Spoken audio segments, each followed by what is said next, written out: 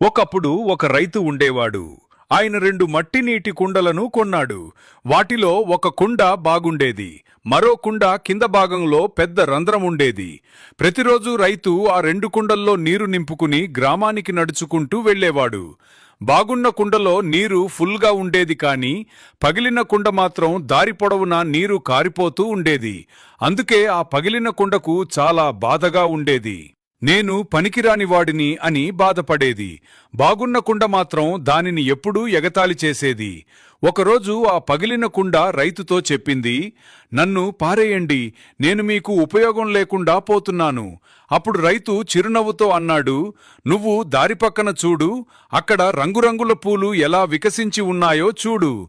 చాలా అందంగా ఉన్నాయి కదా, అవి నీవు జారవిడిచిన నీటితోనే ఈ పూలు పెరిగాయి." కదా నీతి.